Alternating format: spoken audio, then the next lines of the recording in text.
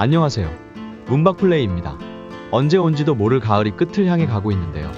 그래서 오늘은 가을에 계곡이 줄 수 있는 최고 경치를 볼 수 있다는 12선여탕을 다녀왔습니다.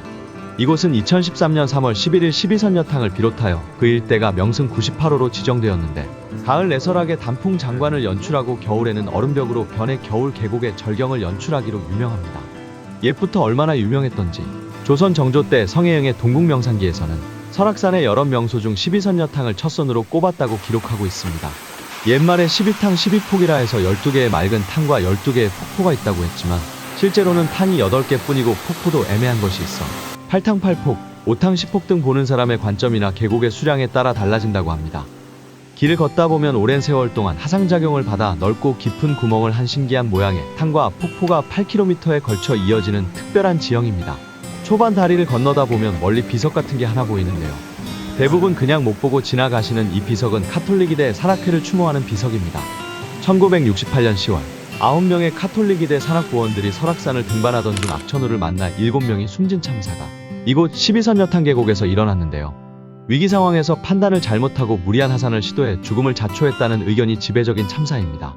산악인들 사이에선 항상 자연 앞에 겸손하고 자기 실력에 자만하지 말라는 교훈이 남은 사건이죠. 다시 12선여탕 이야기로 돌아와서 12선여탕의 순서를 보면, 웅봉 아래 웅봉폭포를 지나면 첫 탕인 독탕이 나오고, 북탕, 무지개탕, 복숭아탕을 지나 맨 끝에 용탕이 나오는데, 그중 폭포 아래 복숭아 모양의 깊은 구멍이 있는 7번째 복숭아탕을 백미로 꼽힙니다. 기본적으로 계곡길을 출렁다리, 데크 다리로 오가며 걷는 코스이고, 계곡에는 단풍나무, 전나무, 박달나무, 소나무 등 거목이 우거져 계곡미가 빼어납니다. 계곡 주변에는 온통 바위여서 바위의 형태에 따라 풍경이 변하여 지루하지 않게 트레킹할 수 있는 장점도 있습니다. 여튼 이런 장점으로 강원도 인제의 대청봉, 백담사, 대승폭포 등과 함께 인제 8경으로 꼽히고 있고, 밤마다 선녀들이 하늘에서 설악산으로 내려와 12선여탕에서 목욕했다는 전설이 있습니다. 물길은 내설하게 대승령에서 북서쪽으로 흘러내린 긴 코스로서 대승령과 안산에서 발원의 북면 남교리까지 이어지는데, 전형적인 V자 협곡으로 폭우가 내리는 때는 정말 위험한 지형입니다. 앞서 말한 카톨릭 의대 사고가 괜히 일어난 게 아닌 거죠. 계곡 사이로 핀 단풍과 암벽이 옥빛의 계곡수와 조화를 이룬 이런 장관 속에 그런 무서운 이야기가 있다니 조금 무서워지기도 합니다.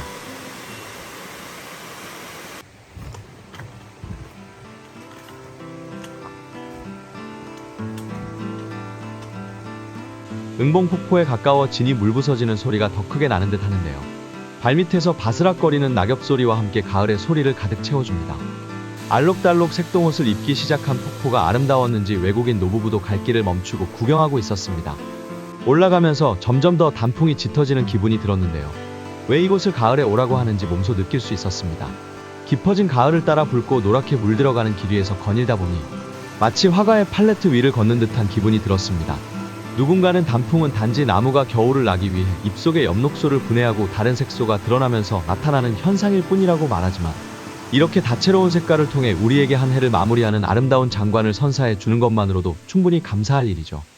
그리고 여기 제일 고마워해야 할 녀석을 찾은 것 같은데요.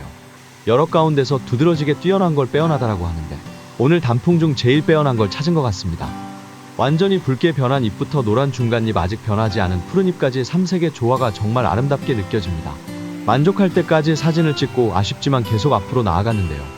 조금만 더 가면 12선여탕의 하이라이트인 7번째인 복숭아탕이 나오기 때문입니다.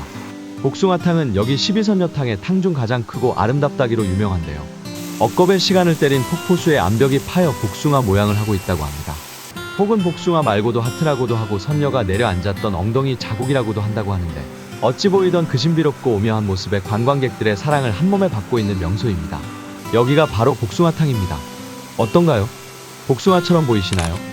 보통 여기 오셔서 사진을 찍으면 위로 올라가서 이런 식으로 사진을 많이 찍으시는데, 그러면 복숭아 모양이 잘 보이지 않아서 이게 무슨 복숭아탕이냐고 따지시는 분들도 있다고 합니다.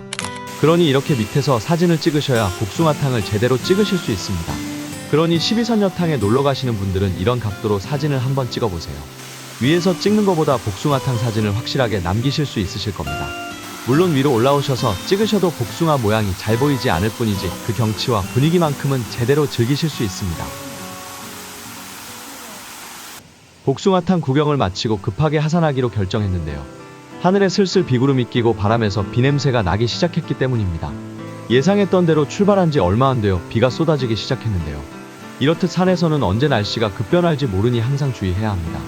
항상 자만하지 않고 겸손하게 산을 오르는 마음. 그게 제일 중요하단 교훈을 잊지 말아야겠습니다.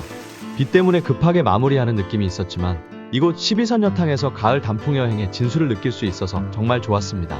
혹시 영상을 보시고 12선 여탕에 와보시고 싶은 분이 있으시면 인제 원통에서 진부령이나 백담사 장수대까지 30분 간격으로 다니는 시외버스를 타시거나 승용차로 가려면 국도 44호선 인제 원통을 지나 한계리 미내 관광단지 삼거리에서 좌회전을 해 국도 46호선을 타고 백담사 방면으로 오시면 됩니다. 그럼 지금까지 문박플레이였습니다. 시청해주셔서 감사합니다.